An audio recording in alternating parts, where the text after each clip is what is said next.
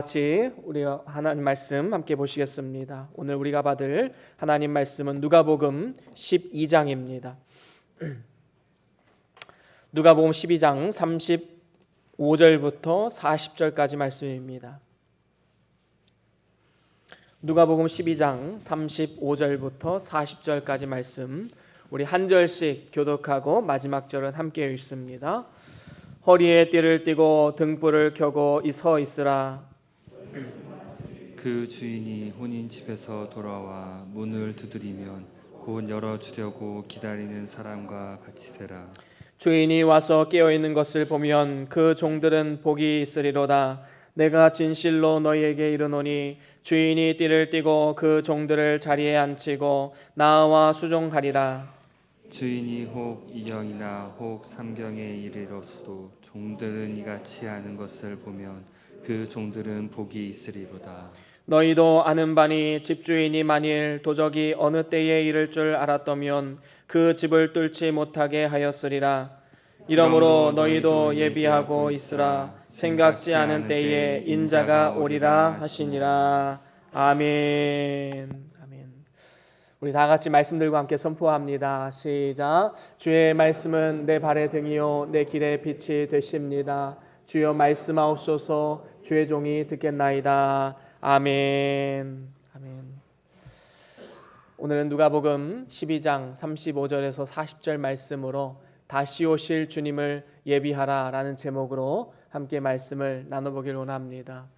오늘은 1월의 마지막 주일입니다.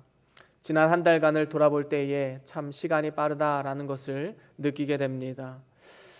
아마도 올해 첫 주일에 올해는 좀 이렇게 한번 살아봐야겠다라고 마음의 결심하신 분들 많이 있을 것입니다.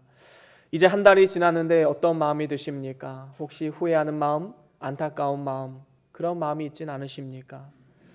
이제 내일이 지나면 우리의 인생에 2022년 1월은 다시 오지 않습니다. 달력을 한 장씩 찢을 때마다 참 아쉬움이 없어야 하는데 사실은 참 아쉬움이 많은 한 달을 또 보내고 말았습니다. 이렇게 또 한 달이 지나가는구나 하는 그런 아쉬움과 안타까운 마음도 물론 있으리라 생각이 됩니다. 이렇게 빠르게 흐르는 시간의 흐름 속에서 철이 든다는 것은 무엇일까요? 끝이 있구나. 삶을 의미 있게 그리고 가치 있게 써야겠구나. 바로 이것이 우리가 철이 들어간다는 것 아니겠습니까? 그렇습니다. 하루에도 끝이 있지요. 한 달도 끝이 있습니다. 또 1년도 끝이 있습니다. 더 나아가서 우리의 인생에도 끝이 있을 것입니다. 만약에 이 사실을 우리가 기억하지 않고 마치 끝이 없는 인생인 것처럼 그렇게 살아간다면 우리는 결국에는 낭패를 볼 수밖에 없는 것입니다. 하루하루를 낭비하고 허탄한 것을 쫓아다닐 수밖에 없지요. 우리가 인생의 마지막 날, 지나온 날들을 돌아보면서 나는 진정으로 가치 있고 의미 있는 일에 힘썼다라고 고백하는 그러한 후회 없는 인생을 살아가기를 원하십니까? 그렇다면 우리가 남은 인생을 어떻게 살아가야 될까요? 오늘 성경 말씀을 통해서 하나님께서 우리에게 이렇게 말씀하십니다. 다시 오실 주님을 예비하라라고 말이지요.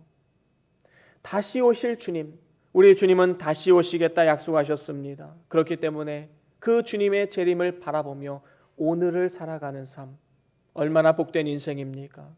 그래서 우리 성도들이 세상 사람들과 다른 점이 무엇입니까? 삶을 대하는 가치관이지요. 우리 성도들은 개인적인 종말과 예수님의 재림을 통해 임할 전 우주적인 종말, 이 둘 중에 어느 것이 먼저 올지는 모릅니다. 하지만 중요한 것은 그 날을 위해서 우리는 오늘을 살아가고 있다는 것이지요. 그래서 하루하루를 낭비하지 않고 가치 있고 의미 있는 일에 우리는 힘쓸 수가 있는 것입니다. 오늘 본문 40절에도 이렇게 말씀합니다. 본문 40절 우리 한 번 더 읽어볼까요? 함께 읽어봅니다. 시작. 이러므로 너희도 예비하고 있으라. 생각지 않은 때에 인자가 오리라 하시니라. 그렇습니다. 우리 주님께서는 우리가 생각지 못한 때에 오시겠다 분명히 약속하고 있습니다.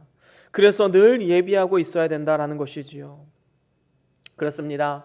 예수님께서는 2000여 년 전에 인자로 이 땅에 오셔서 우리의 죄를 대속하시기 위해서 십자가에 달려 죽으셨을 뿐만 아니라 이제는 부활하시고 승천하시고 지금 하나님의 보좌 우편에 앉아 계시다가 하나님의 때가 되면 이 땅 가운데 다시 오실 것입니다. 그때가 되면 우리의 구원자로 오시는 것이 아니라 심판주, 세상을 심판하기 위해서 이 땅 가운데 오실 것입니다. 그래서 주님이 재림하시는 그날은 다시 오실 주님을 예비하며 바라보며 살아갔던 성도들에게는 기쁨과 환희와 감사의 시간이 될 것이고, 전혀 준비하지 않고 그저 땅의 것을 바라보면서 이 땅에서의 삶만 만족하며 살아갔던 사람들에게는 낭패와 실패 그리고 징계의 시간이 될 것입니다. 그렇기 때문에 그 날과 그때는 우리가 알 수 없지만 하나님이 정하신 때는 분명히 있다라는 것을 우리는 늘 기억하고 그 날을 바라보면서 오늘을 살아가는 삶을 살아가야 하는 것입니다. 이것이 바로 진정으로 복된 인생이지요. 마태복음 24장에 보면 수많은 이 말세 징조들이 나옵니다. 그 말씀을 읽어보면요, 오늘 대부분이 다 성취가 되었습니다. 이 말은 곧 무엇입니까? 이제 말세가 진짜로 임박해졌다라는 것입니다. 그렇기 때문에 이 시대를 살아가는 우리들은 더욱더 주의 재림을 갈망하며 예비해야 합니다. 그렇다면 다시 오실 주님을 어떻게 하면 잘 예비할 수 있을까요? 저는 여러분들과 세 가지로 함께 말씀을 나눠보길 원합니다. 다시 오실 주님을 예비하는 방법, 첫 번째는요, 진리로 띠를 띠는 것입니다. 오늘 본문 35절 상반절에 보면 이렇게 말씀합니다. 허리에 띠를 띠고 라고 말이지요. 예수님 당시에 유대인들은 옷을 입는데 어떤 옷을 입었냐 하면 위아래 통으로 된 옷을 입었습니다. 그래서 이 남자들 같은 경우에도 이 통으로 된 옷을 입었는데 만약에 허리에 띠를 두르지 않으면 굉장히 불편합니다. 옷 매무새가 단정해지지 않습니다. 안정적으로 어떤 활동을 할 수가 없습니다. 그래서 허리에 띠를 항상 띠고 다녔지요. 여러분 한번 생각해 보십시오. 오늘날 현대인의 삶을 들여다보면 마치 허리에 띠를 두르지 않는 것 같은 그러한 헐렁한 삶, 그러한 무질서한 삶 우리가 볼 수 있지 않습니까? 무엇에 우선순위를 두어야 하는지, 과연 내가 따를 가치가 무엇인지 그냥 그때그때 감정이나 즉흥적인 생각이나 경험이나 아니면 남들 하듯 그렇게 따라가는 삶이 현대인의 삶 아니겠습니까? 어디에 가면 성공한다더라, 어디에 가면 자녀 교육 잘 된다더라, 이러한 것만 쫓아다니면 우리는 낭패를 볼 수밖에 없습니다. 하나님은 오늘 우리에게 분명히 말씀하십니다. 허리에 띠를 바짝 졸라매라 라고 말이지요. 허리에 띠를 띠면 자기 마음대로 펄럭이던 옷을 붙잡아 줍니다. 옷 매무새가 단정해지게 되는 것이지요. 그렇습니다. 내 삶에 질서가 없다고 느껴진다면 여러분 영적인 허리띠를 띠십시오. 그러면 그 영적인 허리띠는 무엇입니까? 성경은 이렇게 말합니다. 에베소서 6장 14절 말씀 우리 함께 같이 읽어볼까요? 함께 읽어봅니다. 시작. 그런즉 서서 진리로 너희 허리띠를 띠고 의의 흉배를 붙이고. 그렇습니다. 우리가 띄어야 할 그 허리띠는 진리의 띠입니다. 허리띠를 띠기 위해서 진리의 말씀을 들은 다음에 결심하고 다짐하고 이제 세상 가운데 나아가 그 말씀에 순종하는 삶, 진리의 허리띠를 띠는 삶의 자세이지요. 대개 연초가 되면 많은 사람들이 말씀을 듣고 결단을 합니다. 성경을 읽겠습니다. 기도하겠습니다. 헌금을 잘하겠습니다. 봉사를 잘하겠습니다. 전도에 힘쓰겠습니다. 하지만 대부분이 이 작심삼일로 끝나는 경우가 참 많이 있지요. 다짐했던 이 모든 결단들이 하루하루 시간이 지나면 더욱더 분명해지는 것이 아니라 느슨해지게 됩니다. 마치 허리띠를 계속 차고 다니다 보면 점점 허리띠가 느슨해지는 것과 마찬가지이지요. 그래서 우리는 허리띠를 날마다 이 졸라매고 이제는 끝까지 계속해서 나아가는 것이 필요한 것입니다. 여러분 아무리 작심삼일이라 할지라도요 3일에 한 번씩 결단하면 어떻게 됩니까? 계속 할 수가 있는 겁니다. 그래서 우리에게는 주일 예배, 3일 예배, 새벽 예배, 이 주기적인 예배가 필요한 것이지요. 예배에 참여하지 않고 신앙생활한다? 가장 위험한 것입니다. 믿음도 작심삼일로 끝나게 됩니다. 우리는 이 예배를 통해서 영적인 능력을 공급받습니다. 그래서 예배를 통해 영적인 힘과 능력을 공급받고 다시 허리띠를 메고 세상 가운데 나아가 담대하게 살아가다가 또 지치고 힘든 영혼을 이끌고 또 교회로 나아옵니다. 상처받은 영혼, 힘든 영혼이 또 예배를 통해서 체험을 받습니다. 그리고 다시 또 세상에 나아가지요. 바로 이러한 과정을 통해서 우리의 영은 계속해서 자라나게 되는 것입니다. 천국은 침노하는 자가 차지할 것이다 말씀하고 있습니다. 침노하는 자, 빼앗는 자, 그것을 가지기 위해서 노력하는 자, 천국의 기쁨을 맛보게 될 것이다 말씀하고 있는 것입니다. 그렇습니다. 진리의 띠를 띠고 힘을 써야 됩니다. 세상의 일은 아무리 열심히 해도 영원한 것이 되지 못합니다. 하지만 말씀은 영원합니다. 세상 모든 영광은 불의 꽃과 같이 떨어지게 되지만 주의 말씀에 순종한 것은 영원히 남게 됩니다. 그 영원한 가치를 붙들고 사는 것이 진정한 인생의 성공 아니겠습니까? 이렇게 진리의 띠를 띠고 나아가면 하나님께서 우리의 삶을 붙잡아 주십니다. 우리의 마음을 붙잡아 주세요. 악한 사단의 시험을 이겨낼 수 있는 힘과 능력을 공급해 주시는 것입니다. 여러분, 우리의 마음이라는 기관은 하나님의 영과 그 성령과 연합이 되면 하나님의 축복을 받는 도구로 쓰임받게 되지만 우리가 방심하고 마음을 붙잡지 않으면 사단이 틈탈 수 있는 또한 도구가 될 수 있음을 우리는 분명히 기억해야 됩니다. 그래서 우리는 진리의 말씀으로 우리의 마음을 꽉 붙잡고 살아가야 됩니다. 그래야지만 이 악한 세상 가운데 승리하며 살아갈 수가 있는 것이지요. 베드로전서 1장 13절에 보면 이렇게 말씀합니다. 우리 함께 같이 읽어볼까요? 베드로전서 1장 13절입니다. 함께 읽어봅니다. 시작. 그러므로 너희 마음의 허리를 동이고 근신하여 예수 그리스도에 나타나실 때에 너희에게 가져올 은혜를 온전히 바랄지어다. 아멘. 그렇습니다. 마음의 허리를 진리의 마음 말씀으로 꽉 붙들고 나아가야 되는 것입니다. 마음을 허리로 동이라. 마음의 허리를 동인다는 것은 삼가 조심하는 삶을 말하는 것이지요. 조심이라는 한자어는 잡을 조자의 마음심이에요. 마음을 잡는 것이 조심하는 것입니다. 중생한 영혼이 마음을 꽉 붙잡지 않으면 성경을 읽거나 기도를 하는 중간에도 집중하지 못하고 마음이 분산되기 시작합니다.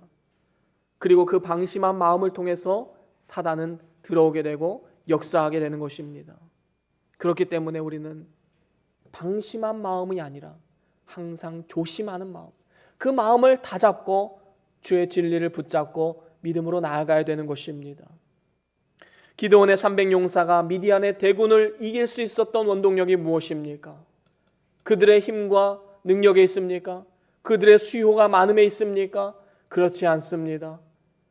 그들은 물을 마시면서도 적군들의 동태를 살피는 이러한 모습으로 나아갔습니다. 삼가 조심하면서 사명을 감당했기 때문에 승리를 맛볼 수가 있었던 것입니다. 오늘도 저와 여러분들이 이 진리의 말씀을 꽉 붙잡고 그 말씀을 허리에 동이고 이제는 새로운 결단과 각오를 통하여서 날로 우리의 영이 자라나서 이제는 주님 오시는 그날에 영광스럽게 맞이하는 우리 모두의 삶이 다 될 수 있기를 주의 이름으로 간절히 축원합니다. 그런가 하면 두 번째로는 우리가 등불을 준비해야 됩니다. 우리가 진정으로 주님의 다시 오심을 예비하기 위해서는 등불을 잘 준비해야 되지요. 오늘 본문 35절 하반절에 보면 이렇게 말씀합니다. 등불을 켜고 서 있으라 말씀하고 있지요. 유대인의 풍속에 의하면 혼인잔치를 밤에 했기 때문에 이 집주인이 혼인잔치에 갔다가 밤늦게 돌아오는 경우가 참 많이 있었습니다. 그럴 경우에는 이 종들이 주인이 오는 그 길을 등불을 켜고 밝히고 있어야만 했습니다. 우리의 인생의 주인이신 예수 그리스도께서는 이 땅 가운데 오실 때 어떤 때 오실까요? 밤이 깊을 때에, 다시 말하면 죄악의 밤, 환난의 밤이 깊어질 때 우리 주님은 오시는 것입니다. 그래서 뭐라고 말씀하십니까? 인자가 올 때 세상에서 믿음을 보겠느냐? 주님은 한탄하셨습니다. 정말로 하나님의 세대가 부흥되고 정말로 많은 믿음의 사람들이 일어날 때 예수님이 오시는 것이 아니라 죄악의 밤이 깊어가고 사람들이 하나님을 떠나 세상에 취해서 살아가는 그 시대 가운데 예수님은 오시겠다 말씀하고 있는 것입니다. 참 믿음을 보기가 힘든 그 시대에 예수님 오신다 말씀하신 것이지요. 우리 주님께서는 낮의 때와 같이 평안하다 할 때 오시는 것이 아닙니다. 세상 가운데 죄의 밤 그리고 환난의 밤이 깊었을 때, 믿음 생활하는 것이 정말로 힘든 시대, 유혹이 많은 시대, 환난으로 많은 사람들이 죄의 올무에 넘어지고 극심한 그 낙심 가운데 넘어지는 그때에 예수님 다시 오시겠다 약속하셨습니다. 그렇기 때문에 진정한 믿음의 사람이라면 언제 주님이 오시든지 기쁨으로 맞이할 수 있도록 늘 등불을 준비하고 있어야 되는 것입니다. 이렇게 등불을 준비하기 위해서 먼저 해야 될 것이 무엇일까요? 바로 기름을 채워 넣는 것입니다. 등불을 들고 주인을 기다리는 종들은 주인이 언제 오실지 모르지요. 그래서 어떻게 해야 됩니까? 그 등불에 기름을 가득 채워놔야 됩니다. 이것이 바로 마태복음 25장에 나오는 열처녀 비유가 주는 교훈 아니겠습니까? 신랑을 기다리는 10명의 처녀가 있었습니다. 슬기로운 5처녀는 어떻게 합니까? 등불을 준비할 뿐만 아니라 그 등불 안에 기름을 가득 채워놓았습니다. 하지만 미련한 5처녀는 어떻습니까? 지금 등불이 타고 있으니까 그 안에 기름은 전혀 관심이 없었던 거예요. 하지만 어떻게 됩니까? 결국에는 밤이 늦게 신랑이 왔습니다. 미련한 5처녀는 기름을 꾸려고 했지만 그 누구도 구워주지 않습니다. 꿀 수도 없습니다. 그래서 오직 기름을 잘 준비했던 슬기로운 5처녀들만이 신랑을 기쁨으로 맞이할 수 있게 되었던 것입니다. 그렇다면 오늘날 우리가 채워 넣어야 할 그 기름은 무엇일까요? 바로 성령 하나님이 기름 부음입니다. 기름을 채운다는 것은 성령으로 충만케 하는 그러한 역사를 말하는 것입니다. 요한일서 2장 27절에 보면 이렇게 말씀하지요. 우리 함께 읽어봅니다. 요한일서 2장 27절입니다. 시작. 너희는 주께 받은 바 기름 부음이 너희 안에 거하나니 아무도 너희를 가르칠 필요가 없고 오직 그의 기름 부음이 모든 것을 너희에게 가르치며 또 참되고 거짓이 없으니 너희를 가르치신 그대로 주 안에 거하라. 아멘. 그렇습니다. 여기에 보면 기름 부음이 너희 안에 거하나니, 이것은 보혜사 성령을 주실 것을 말씀하는 것입니다. 성령이 우리 마음 가운데 거하시나니, 그 이후에 뭐라고 말씀합니까? 오직 그의 기름 부음이, 바로 성령 하나님이 모든 것을 너희에게 가르치실 것이다. 이렇게 말씀하고 있습니다. 그래서 예수를 주라 고백한 성도들에게는 누구든지 성령 하나님이 그 마음 가운데 계신 것이고 그 성령의 기름을 삶 가운데 가득 채워놓으면, 다시 말하면 성령의 충만함을 힘입으면 성령께서 우리를 가르치시고 우리의 삶을 인도하시는 것입니다. 그렇습니다. 이러한 성령의 기름은 아무리 가까운 부부간의 관계랄지라도, 부모 자식 간의 관계랄지라도, 친구 사이라도 서로 주고받을 수 있는 것이 아닙니다. 우리가 잘 믿는다고 해서 자녀들도 그 믿음으로 구원받을까요? 성령의 은혜로 살아갈까요? 물론 우리가 기도하면 하나님께서 그 기도를 통해서 역사하시지만 구원의 문제는 다릅니다. 부모가 믿음이 좋다고 해서 자녀들까지 구원받는 것은 아니지요. 각자 자신이 성령 하나님을 인격적으로 만나고 그리고 그 마음 가운데 성령 충만한 삶을 살아가야지만 우리가 기쁨으로 주를 맞이할 수 있게 되는 것입니다. 오직 내 기름은 내가 준비하는 것, 바로 거기에 원리가 있습니다. 그래서 우리 각자가 등불을 준비하되 그것이 꺼지지 않도록 여분의 기름을 늘 준비해야 된다라고 성경은 말씀하고 있는 것입니다. 바로 이것이 성령 충만이지요. 성령이 충만하면 우리의 영이 자라나고 건설권을 잘 이룰 뿐만 아니라 빛의 열매를 많이 맺기 때문에 주님께서 이 땅에 다시 오실 때 우리는 기쁨으로 맞이할 수 있게 되는 것입니다. 반면에 기름을 준비하지 않으면 낭패를 볼 수밖에 없지요. 우리는 이러한 사실을 역사를 통해서도 알 수 있습니다. 지금 한국교회와 이 나라, 그리고 한국교회와 이 나라의 민족의 지금 상황은 400여 년 전에 우리 조선 땅의 모습과 크게 다르지 않습니다. 그 당시에는 지금 남과 북이 지금 분열된 것처럼 동인과 서인으로 서로 싸우고 서로 비방하고 그럴 때였습니다. 이런 때에 율곡이 선생님께서 선조대왕에게 충심을 가지고 마지막으로 이런 조언을 하지요. 임금님이시여, 지금 신흥제국 일본이 지금 계속해서 강성해지고 있습니다. 우리나라를 위협하고 있습니다. 그런데 우리나라 이 군대는 젊은이들이 군대를 가려고 하지 않습니다. 그리고 군인들은 어떻게 하면 탈영할 것인가? 어떻게 하면 편하게 살 것인가? 이런 고민만 하고 있습니다. 군대의 기강이 썩었는데 이런 상황에서 일본이 쳐들어올 경우 어떻게 되겠습니까? 10만 명의 군사를 양성하십시오. 그리고 2만 명은 한양에, 나머지 8만 명은 팔도에 흩어져서 배치를 시켜야 됩니다. 임금님이 이걸 들었을까요? 그 당시에 이 10만 양병설은 동인과 서인, 이 당파 싸움의 희생양이 되었습니다. 그리고 결국에는 묵살당했지요. 율곡이 선생님은 돌아가셨습니다. 그로부터 8년 뒤에 정확하게 일본은 우리나라를 쳐들어오게 됩니다. 1592년이지요. 임진왜란이 찾아오게 된 것입니다. 10만 양병설을 주장했던 율곡 이의 이 주장을 받아들이지 않았기 때문에 일본에 의해서 전국의 3분의 1이 황폐화되게 되었습니다. 얼마나 안타까운 현실입니까? 여러분, 준비하지 않으면 이렇게 됩니다. 이미 때가 다가오면 늦는 것이지요. 성령님을 의지하면서 나에게 주신 은사, 나에게 주신 재물, 내게 주신 학문, 내게 주신 기회, 내게 주신 건강, 내게 주신 모든 것을 사용하여서 선한 청지기로서 주님이 언제 오시든지 기쁨으로 맞이할 수 있도록 맡겨주신 사명에 충성스럽게 우리는 완수해야 될 것입니다. 바로 이것이 등불을 잘 준비하고 기름을 채워 넣는 일인 것임을 믿으시길 바랍니다. 그런가 하면 마지막으로 세 번째, 우리는 깨어 있어야 합니다.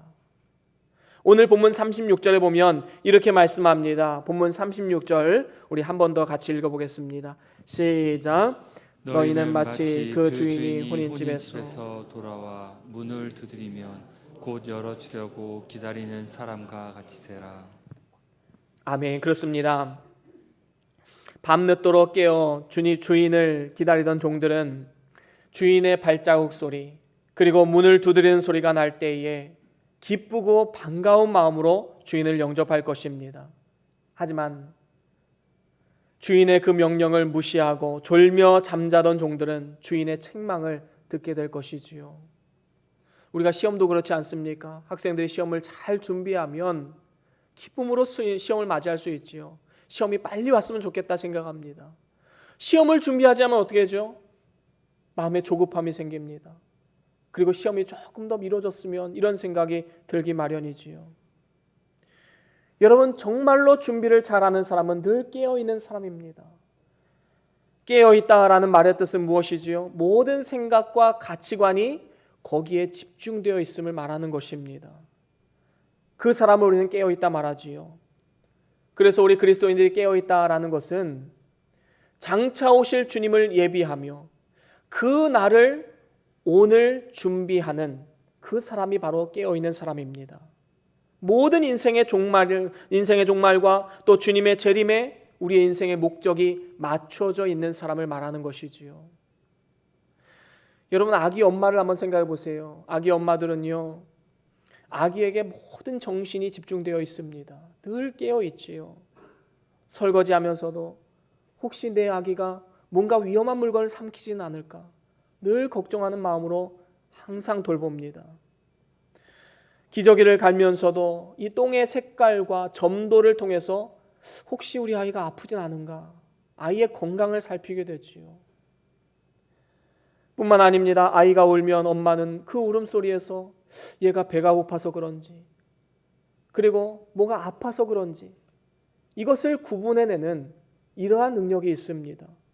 관심이 있기 때문이지요. 잠을 자면서도 남편이 코를 드렁드렁 드는 소리는 들을지 못할지언정 아기가 잉 하는 이 소리는 작은 소리라도 듣고서 깨게 됩니다. 왜 그렇습니까? 아이를 향해서 늘 깨어 있기 때문입니다. 우리 성도들도 다시 오실 주님을 바라보면서 늘 깨어 준비해야 합니다. 왜냐하면 기회는 쉽게 오지만 또 쉽게 떠나가기도 하기 때문이지요. 늘 깨어 있지 않으면 사단의 미혹에 넘어져서 우리의 삶과 가정과 교회가 세속화되어지고 더 나아가서 결국에는 하나님을 떠나게 되는 것입니다. 여러분 늘 깨어 있으십시오. 한때 기독교가 문화가 꽃을 피웠던 유럽의 많은 국가들, 그리고 미국의 현 상황이 어떻습니까? 지금 유럽에 가보면요, 많은 교회들이 이제는 관광객들이 찾아오지 않으면 교회 유지가 안 될 정도로 너무나도 어려움에 빠져 있습니다. 주일날 가보면 이렇게 줄을 쳐놓고 그 줄 안에만 앉게 해놓고 다 백발 노인들밖에 그 안에 앉아 있지 않습니다. 미국의 많은 교회들은 지금 뭐 술집으로 아니면 상점으로 쇼핑몰로 지금 다 팔려나가고 있어요. 큰 교회들이 이것을 감당할 수 있는 그런 재력이 되지 않으니까 팔려나갈 수밖에 없는 것이지요. 성가대가 있는 찬양하던 그곳은 연인들을 위한 특석이 되어가고, 목사님이 설교하는 이 강대상이 바텐더가 그 술을 따르는 그곳이 되고 있습니다. 얼마나 안타까운 현실입니까? 우리가 이러한 전철을 밟지 않기 위해서는 늘 깨어 있어야 합니다. 우리 자신이 깨어있고 가정이 깨어있지 않으면 반드시 우리는 세속화될 수밖에 없어요. 가만히 놔두면 뒤로 밀리는 엔진 브레이크가 없는 자동차이기 때문입니다. 우리는 뒤로 밀릴 수밖에 없어요. 그래서 늘 깨어있어야 됩니다. 교회가 먼저 스스로 깨어 삼가 조심해야 됩니다. 그렇지 않으면 그날이 덫과 같이 우리에게 임하게 되는 것이지요. 시카고에 있는 무디 신학교에 가면 이 Perhaps Today라는 이 현판이 걸려 있다고 합니다. 혹시 오늘, 혹시 그날이 오늘일까? 바로 이러한 사명감, 이러한 마음가짐을 가지고 살아가는 것이지요. 혹시 내가 부끄러운 구원을 받지는 않을 것인가? 이러한 마음가짐을 가지고 살아가는 삶의 모습. 지금 이 시간 예수님이 이 땅에 오신다면 나는 어떠한 모습으로 주를 맞이할 수 있을 것인가? Perhaps today. 혹시 오늘 주님이 오시진 않을까? 우리는 늘 이러한 자세로 살아가야 될 줄로 믿습니다.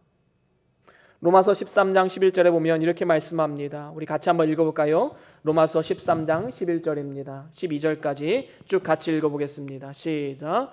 또한 너희가 이 시기를 알거니와 자다가 깰 때가 벌써 되었으니 이제 우리의 구원이 처음 믿을 때보다 가까웠음이니라. 밤이 깊고 낮이 가까웠으니 그러므로 우리가 어둠의 일을 벗고 빛의 갑옷을 입자. 아멘. 그렇습니다. 여러분, 우리가 하루하루 살아간다는 것은 주의 재림이 그만큼 가까워졌다는 의미입니다. 여러분, 동이 트기 전에 어두움은 가장 짙게 들이온다고 하지요. 다시 말하면 이 어두움이 아주 극에 달했을 때 태양은 떠오르게 되는 것입니다.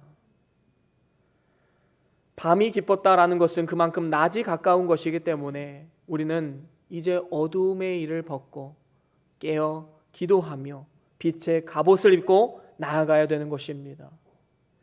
여러분, 이것을 위해서 우리에게 필요한 덕목은 무엇일까요? 바로 충성입니다. 성경은 말씀합니다. 맡은 자들에게 구할 것은 충성이라. 하나님은 우리에게 충성을 요구하고 계십니다. 이것이 영적인 파수꾼의 사명이지요. 파수꾼은 적이 언제 쳐들어올지 모르기 때문에 늘 깨어 있어야 됩니다. 이 사명을 감당하지 못하면 가정에 위협이 되고 교회의 위협이 되고 또 나라 민족을 향한 위협이 되는 것입니다.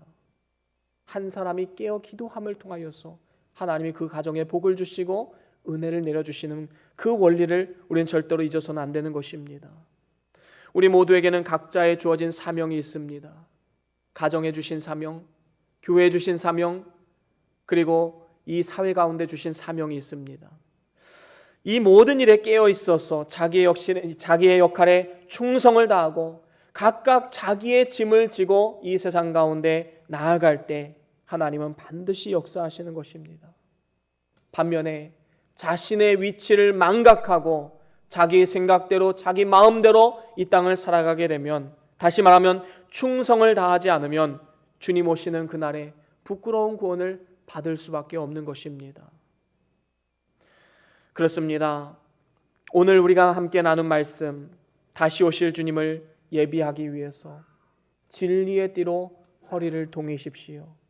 그리고 기름을 준비하고 또한 깨어 있으면 하나님의 복과 은혜가 임하게 됩니다.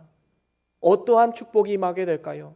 오늘 본문 37절, 38절 말씀 우리 다 같이 한번 쭉 같이 읽어보겠습니다. 시작. 주인이 와서 깨어 있는 것을 보면 그 종들은 복이 있으리로다. 내가 진실로 너희에게 이르노니 주인이 띠를 띠고 그 종들을 자리에 앉히고 나와 수종하리라. 주인의 혹 이경이나 혹 삼경에 이르렀어도 종들의 이같이 하는 것을 보면 그 종들은 복이 있으리로다. 아멘. 그렇습니다. 여기 보면 뭐라고 말씀합니까? 주인이 와서 깨어있는 것을 보는 그러한 종들은 참 복이 있다라고 말씀합니다. 그러면서 이 복에 대해서 뭐라고 설명합니까? 이제는 주인이 종의 수종을 들 것이다 라고 말씀합니다. 이것은 예수님께서 우리 마음 가운데 섬기는 자로 오셔서 인자의 오심을 예비하던 충성된 종들을 위해서 섬겨주시겠다라는 말씀입니다. 여러분, 얼마나 황송하고도 감사한 말씀입니까? 그런가 하면 39절에 또한 이렇게 말씀합니다. 39절 한번 같이 읽어보겠습니다. 시작.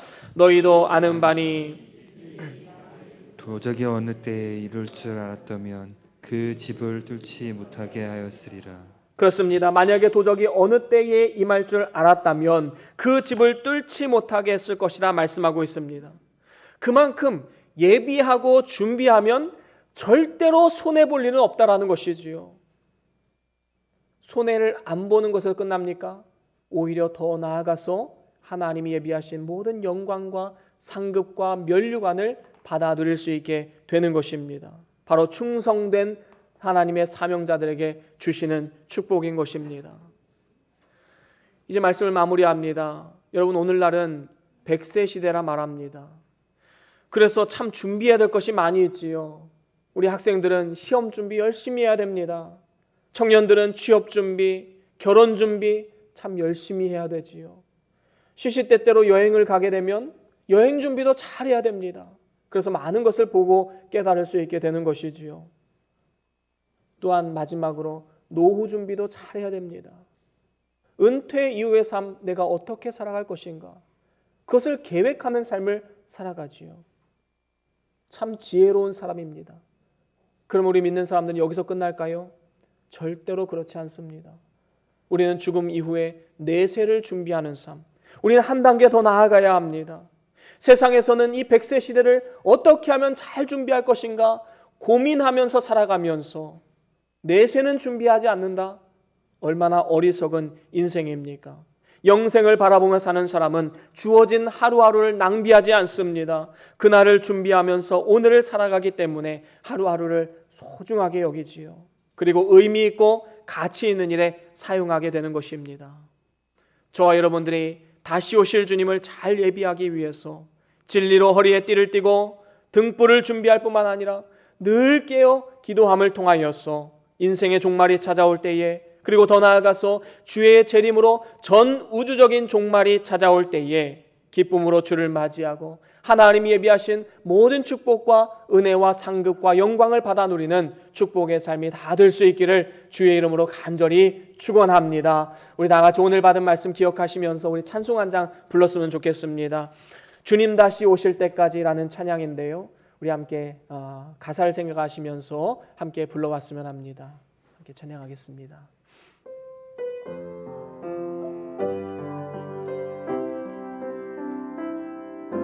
주님 다시 오실 때까지 나는 이 길을 가리라.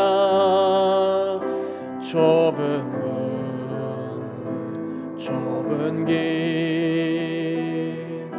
나의 십자가 지고 나의 가는 이 길 끝에서 나의 가는 이 길 끝에서 나는 주님을 보리라. 영광의 내 주님 나를 맞아 주시리. 주님 다시 오실 때까지 나는 일어나 달려가리라. 주의 영광 온 땅 덮을 때 나는 일어나 노래하리. 내 사모하는 주님 온 세상 구주시라. 내 사모하는 주님 영광의 왕이시라. 우리 다시 한번 찬양할까요? 주님 다시 오실 때까지 나는 이 길을 가리라. 좁은 문 좁은 길 좁은 길 나의 십자가 지고 아멘. 나의 가는 이 길 끝에서 나는 주님을 보리라. 영광의 내 주님 나를 맞아 주시리. 주님 다시 오실 때까지 나는 일어나 달려가리라. 주의 영광 온 땅 덮을 때 나는 일어나 노래하리. 내 사모하는 주님 온 세상 구주시라. 내 사모하는 주님 영광의 왕이시라. 우리 이 시간 눈을 감고 함께 잠깐 기도하겠습니다. 반주는 계속해 주시고요. 우리의 삶을 한번 돌아봅시다. 여러분들의 삶의 목적과 이유는 무엇입니까? 무엇을 위해서 지금까지 이렇게 달려오셨습니까? 100세 시대 가운데 노후 준비를 위해서 달려오셨습니까? 우리는 더 나아가야 됩니다. 영원한 내세를 위해서 주님 다시 오시는 그날에 영광스럽게 주를 맞이할 수 있도록 진리로 허리를 동이고 늘 깨어 기도하면서 영생을 준비하는 삶을 살아가야 될 줄로 믿습니다. 우리의 삶을 돌아보면서 하나님 앞에 회개할 것 회개하시고 결단할 것 결단하시고 이 시간 주님 앞에 함께 나아가도록 하겠습니다. 다 같이 함께 기도하겠습니다. 주여 아버지